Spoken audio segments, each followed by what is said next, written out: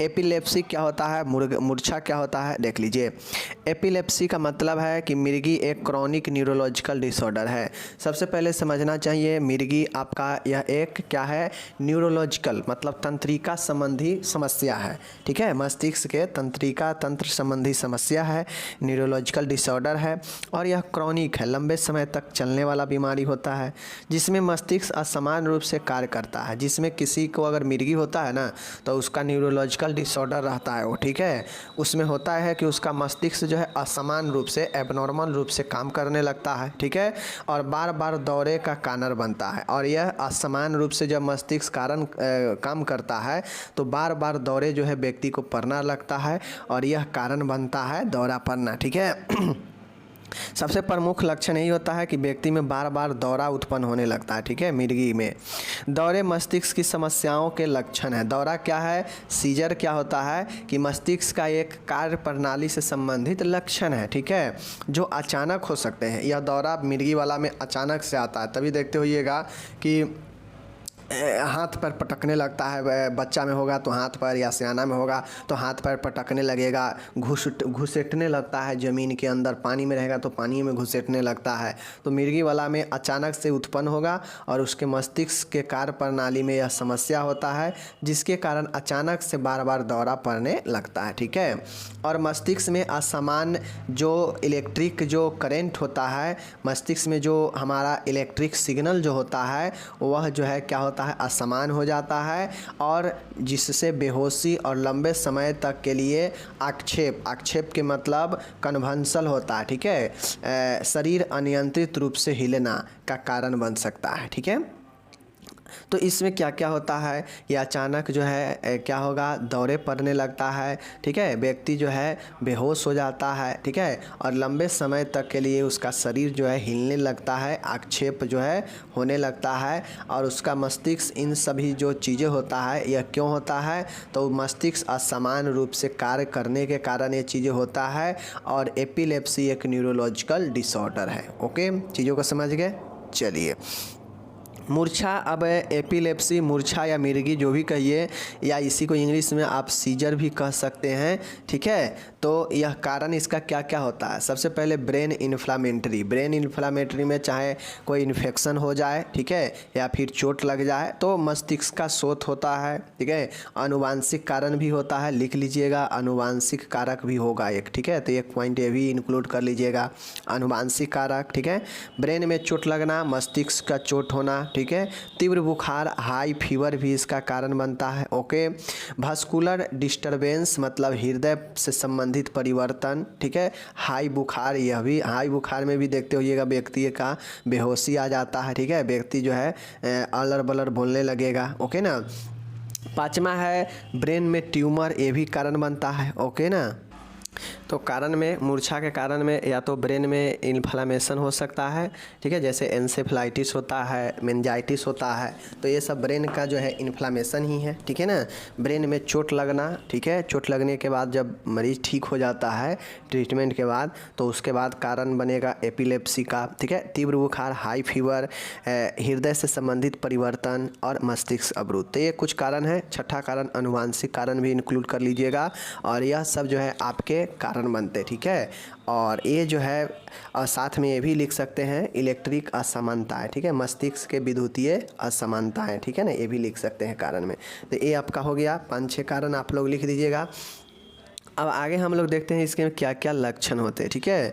तो लक्षण में हम लोग देखते हैं यहाँ पे लक्षण, तो सबसे मुख्य लक्षण यही होता है बार बार दौरे आना। मिर्गी वाला पेशेंट का सबसे प्रमुख और सबसे मेन लक्षण होता है कि बार बार दौरा आता है, लेकिन अन्य संकेत भी लक्षण में भी जो मिर्गी को दे सकते हैं ये है माय डियर।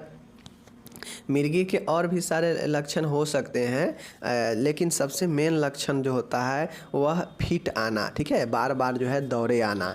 तो यही जो है देखिए, फिट भी इसको कहता है, समझ गए, फिट कहे, सीजर कहे, ठीक है ना, या एपिलेप्सी कहे, सब एक ही होता है। ये चीज़ हो गया।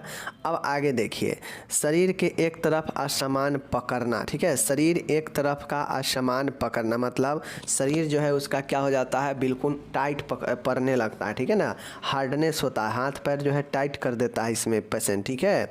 संक्षेप में अनुत्तरदायी व्यवहार, अब इसमें जो है व्यक्ति एक अलग तरीके से व्यवहार भी करने लगता है जो व्यवहार सही नहीं होता है। अचानक स्पष्टकृत अकड़न, व्यक्ति में अचानक से जब दौरा पड़ने लगेगा तो हाथ पैर में बिल्कुल अकड़न सा छा देगा, बिल्कुल टाइट कर देता है, ठीक है। अचानक चबाना या पलके जो है झपकना, अचानक जो है व्यक्ति चबाना के मतलब है कि अचानक से व्यक्ति का दांत पे दांत बैठ जाएगा, जबड़ा बंद हो जाएगा और पलके जो है झपकने लगता है व्यक्ति का, ठीक है। आगे देखिए, शरीर के बार बार होने वाली हरकतें जो असमान प्रतीत होते हैं, अब व्यक्ति में कुछ ऐसा हरकत होगा जो असमान होगा, ऐसा प्रतीत होगा। बिना किसी कारण के अचानक से व्यक्ति गिर जाएगा, जहाँ खड़ा बैठा रहेगा गिर जाएगा अचानक से, ठीक है ना। उसके बाद कोई भी बार बार आने वाली भ्रम, व्यक्ति में भ्रम भी हो सकता है, ठीक है, जिससे डर उत्पन्न होता हो बिना किसी कारण के। नींद के दौरान संक्षिप्त असमान हलचलें, नींद के दौरान जो है व्यक्ति असमान हलचल मूवमेंट जो है अपने आप को महसूस करेगा। वस्तुओं को गिराने के साथ हाथों का अचानक हिलना, ठीक है, वस्तुओं को गिराने के साथ हाथों का अचानक हिलना मतलब अचानक से जो है व्यक्ति का हाथ जो है क्या होने का, कंपन होने लगता है, शरीर में बहुत ज़्यादा कंपन आने लगता है। और अकड़न मतलब एकदम स्टिफनेस, टाइटनेस कर देता है बॉडी को, ठीक है। व्यक्ति जो है बहुत ज़्यादा भ्रम में चला जाता है, कभी कभी तो उग्र वाला भी हो जाएगा, हमला करने वाला भी पेशेंट हो जाता है, ठीक है। तो ये सब जो है आपके मिर्गी के लक्षण होते हैं। और ये सब कब होते हैं, जब अचानक से रहते रहते रहा और ब्रेन का जो इलेक्ट्रिक सिग्नल है वह काम में असमानता आ गया, काम करना सही से बंद कर दिया, तो जो है व्यक्ति को दौरा आ जाता है। और यह 2 से 3 मिनट 4 मिनट तक दौरा रहता है, उसके बाद जो है सही रहता है। उसके बाद आपको जो है डॉक्टर से दिखाने की ज़रूरत पड़ता है, ठीक है। इसके ट्रीटमेंट की बात किया जाए तो ट्रीटमेंट में एंटी एपिलेप्टिक दवाई में ब्रोमाइड्स होता है, ठीक है। एंटी एपिलेप्टिक यह जो है आपको एंटी एपिलेप्टिक जो दवाई होता है मिर्गी रोधी, यह ब्रोमाइड है। और दौरा पड़ने वाला एंटी सीजर जो दवाई है वह एसीटाजोलामाइड होता है। 30 mg प्रति kg के हिसाब से पेशेंट को आप दे सकते हैं, ठीक है। तो यह 2 दवाइयाँ इंपॉर्टेंट दवाइयाँ हैं, एक एंटी इलेप्टिक और एक है एंटी सीजर। यह 2 दवाइयाँ पेशेंट को सीजर या मिर्गी या फिट में दिया जाता है, ठीक है। एंटी इलेप्टिक की बात किया जाएगा तो ब्रोमाइड, ठीक है। और एंटी सीजर की बात किया जाएगा तो एसीटाजोलामाइड 30 mg प्रति kg, ओके। आगे देखिए, नर्सिंग प्रबंध है। नर्सिंग प्रबंध में नर्स के द्वारा किए गए प्रबंध है, आपके सामने में है। मरीज की जांच की जानी चाहिए, मरीज की सर्वप्रथम आपको जांच की जानी चाहिए। मरीज को ढीले कपड़े व ऑक्सीजन लगाए, जैसे ही मरीज में मिर्गी पड़े तो ढीला कपड़ा जो पहना है उसे ढीला कर दे और ऑक्सीजन लगा दे, ओके। मरीज के जैविक चिन्ह को नोट करें, मरीज का जो वाइटल ऑर्गेन है उसको नोट करें। मरीज के मिर्गी के दौरान स्थिति का पता लगाए। अब मरीज को मिर्गी के दौरान जो स्थिति है उसको पता लगाना चाहिए कि कैसा स्थिति है, ठीक है। मरीज के क्लोनिक अवस्था में दांतों के बीच गठरी लगा दें। अब जब पेशेंट जो है मिर्गी दौरा पड़े, जैसे ही धीरे धीरे उसका मुंह बंद होने लगे तो उसके मुंह के बीच में कोई कपड़ा रख दीजिए या कोई गठरी लगा दीजिए ताकि दांत पर दांत ना बैठे, ठीक है ना। मनोचिकित्सक की सलाह ले, मतलब जो साइकोथेरेपिस्ट है उसका सलाह ले। दवाई देते समय जो है 5 सही नियम का ध्यान रखना चाहिए। दवाई को रोगी से जो है दूर रखें, मतलब कुछ ऐसे दवाइयाँ हैं जो रोगी से दूर रखना चाहिए, ठीक है। रोगी को हमेशा एक ही नाम से बुलाएं, ठीक है ना। रोगी से सामूहिक क्रियाएं करवाएं, मतलब समूह में रख के काम करवाएं। रोगी को दिन के समय व्यस्त रखें जिसे रात में नींद ले सके। अगर समूह में काम नहीं करवाएंगे, पेशेंट को अकेला छोड़ देंगे तो उसे कभी भी दौरा आ सकता है, और जब अकेला रहेगा तो कोई देखने वाला नहीं रहेगा। तो इससे जो मिर्गी वाला पेशेंट हो उसको कभी ख़तरनाक जगह पर तो अकेला कभी जाने ही नहीं दे, ठीक है। साथ में अकेला उससे कोई काम नहीं करवाए, परंतु उसको कब जो है उसका ब्रेन असामान्य हो जाएगा, कब उससे दौरा पड़ने लगेगा, कोई नहीं जानता है, ठीक है। तो और खासकर अकेले रहते हुए ये चीज़ें होने लगता है, ठीक है ना। तो इसके लिए मरीज को हमेशा सहायता करें, समूह में रखें, ठीक है, एक ही नाम से बुलाएं। तमाम तरीके की चीज़ें एज ए नर्स आप कर सकते हैं, ठीक है, जो कि मैंने यहाँ पे बता दिया 11 पॉइंट, ठीक है। आप इसको अच्छे से लिखिएगा, समझिएगा। चलिए आगे चलते हैं। टोटल यहाँ पे इंग्लिश दिया गया है, जो मेरे डियर इंग्लिश वाले हैं टोटल यहाँ पे इंग्लिश दिया गया है, आप इंग्लिश में जो है इसे लिखिएगा, ठीक है ना। टोटल इंग्लिश यहाँ पे दिए गए, जितना ऊपर मैंने आपको पढ़ाया टोटल इंग्लिश यहाँ पे नीचे दे रखा है, आप अच्छे से इसको रीडिंग कर सकते हो, ओके इंग्लिश वाले, ओके। अब मैं चलता हूँ नेक्स्ट प्रश्न की तरफ। आपके सामने नेक्स्ट प्रश्न है इंसोमनिया। आप लोग वर्ड तो बहुत अभी तक सुन लिए होइएगा कि इंसोमेनिया मतलब अनिद्रा, अनिद्रा होता है। अब हम इसको एक क्वेश्चन के तौर पर देखेंगे कि ये अनिद्रा क्या होता है, इसके क्या कारण है, इसके समस्या में क्या क्या होता है और उपचार में क्या क्या होगा, ठीक है। चलिए देखते हैं।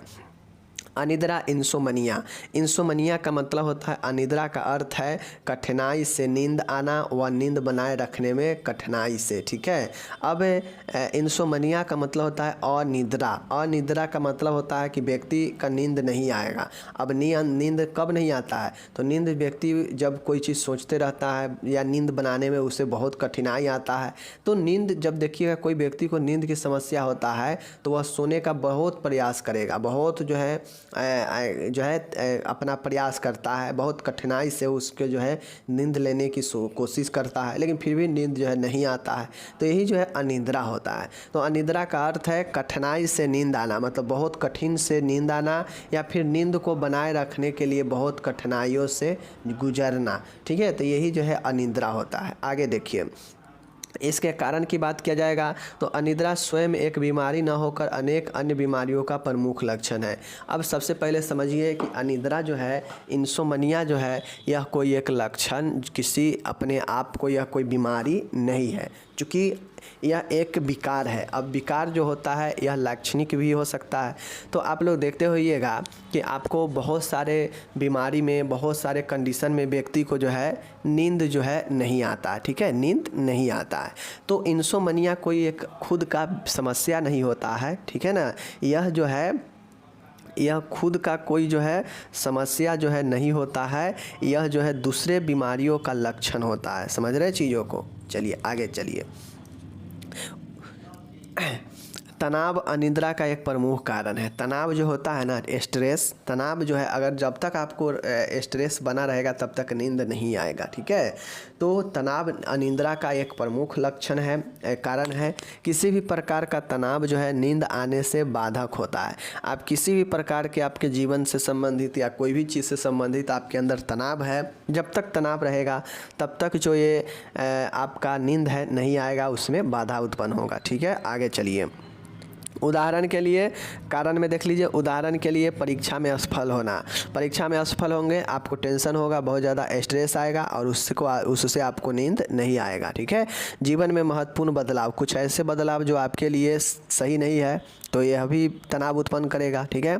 भावनात्मक समस्याएं, कुछ ऐसे इमोशनली प्रॉब्लम होता है हर व्यक्ति का जीवन में जिससे व्यक्ति परेशान होता है और नींद नहीं आता है।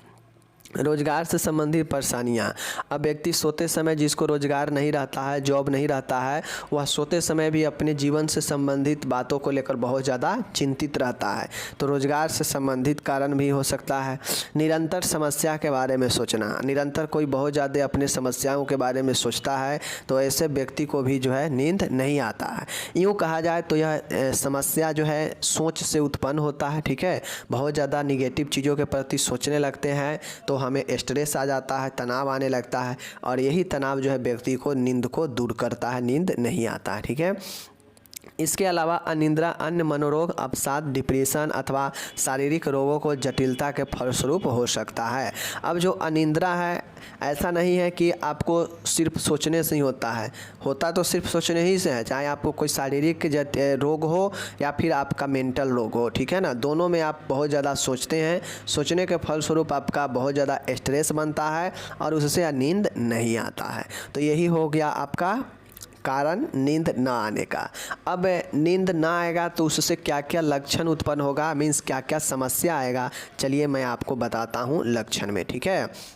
सबसे पहले चिंता आएगा, अवसाद आएगा, डिप्रेशन आएगा, देर तक आप जगे रहेंगे, ठीक है। मानसिक और शारीरिक थकावट लगेगा आपको, जो आपका मेटाबॉलिज्म है वह धीमा हो जाएगा, पाचन क्रिया, ठीक है ना। हार्मोनल असमानता हो जाएगा, समझ गए। अगर कोई लोग देर से सोता है समझ लीजिए तो उसमें बहुत प्रॉब्लम आने लगेगा। हार्मोनल असमानता, धीमा मेटाबॉलिज्म, रोग प्रतिरोधक क्षमता में कमी, धीमी रिकवरी, ध्यान व एकाग्रता में कमी, ठीक है, और चिड़चिड़ापन, असमान व्यवहार करना। तो जो व्यक्ति को नींद नहीं आता है, नींद कम आता है, उसमें ये सब लक्षण देखने को मिलते हैं कि वह बहुत चिंता में रहेगा, वह डिप्रेशन, दुखी रहेगा, देर तक जगे रहेगा, मानसिक व शारीरिक थकावट रहेगा उसको, उसका मेटाबॉलिज्म, पाचन क्रिया का कम हो जाएगा, हार्मोनल असमानता हो जाएगा, रोग प्रतिरोधक क्षमता भी कम जाता है, उसका जो धीमी रिकवरी दर है कम जाता है, और ध्यान व एकाग्रता में भी कमी आता है, चिड़चिड़ा हो जाता है व्यक्ति, बहुत ज़्यादा असमान व्यवहार करने लगता है। तो ये सब समस्या आता है नींद न होने के बाद, या यूँ कहें तो लक्षण है। ट्रीटमेंट की बात किया जाए तो माय डियर, ट्रीटमेंट में उपचार हेतु ड्रग थेरेपी, साइकोथेरेपी और जीवन शैली में बदलाव करके पेशेंट को जो है उपचार किया जाता है, ठीक है ना। इसके लिए ड्रग थेरेपी में जो है आपको दवाई दिया जाता है, चिंता रोधी दवाइयाँ दिया जाता है, जिससे चिंता कमता है, पेशेंट नींद लेता है आराम से। जैसे डाइजापाम हो गया, ठीक है, डाइजापाम हो गया, यह डाइजापाम आपके जो है बहुत अच्छा काम करता है। एमेट्रिपिटिलिन होता है, यह भी अच्छा काम करता है, ठीक है, नींद के लिए। तो ये सब याद रखिएगा।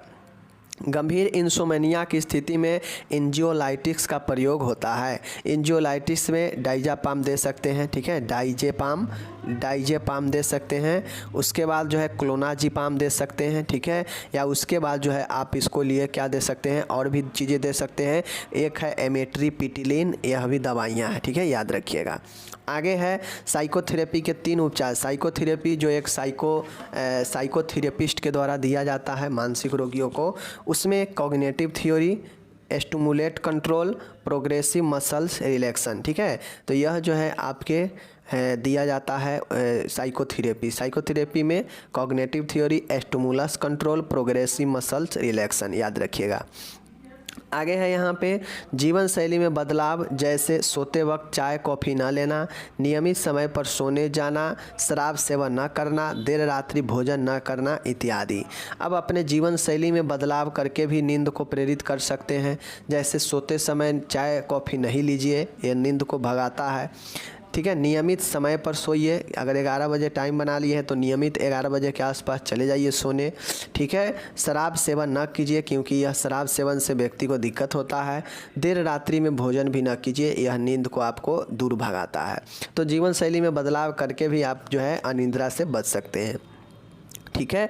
तो इस प्रकार से ख़त्म हो गया प्रश्न। यहाँ पे नीचे टोटल डिफिनीसन दिया गया है इंग्लिश में, और टोटल जो ऊपर हिंदी में पढ़े हैं नीचे इंग्लिश में दिया गया है। तो मैं तो यही कहूँगा माय डियर, अच्छे अगर स्टूडेंट है तो हिंदी में समझने के बाद जो इंग्लिश वाले हैं, इंग्लिश में 1-2 बार ज़रूर पढ़िए, क्योंकि लिखना तो आपको इंग्लिश में ही है। तो इंग्लिश को ज़रूर 1-आध बार समझिए और ज़िंदगी को बेहतर बनाइए, पढ़िए, और आगे भी जो है जीवन करियर अच्छा होगा, क्योंकि कंपटीशन अब सब में लागू हो रहा है, और कंपटीशन में बैठेंगे तो इसी समय से प्रश्न आपके आएंगे, ठीक है। चलिए हम विदा लेते हैं आपसे, मिलेंगे अगले वीडियो में। अपना ख्याल रखिएगा, धन्यवाद।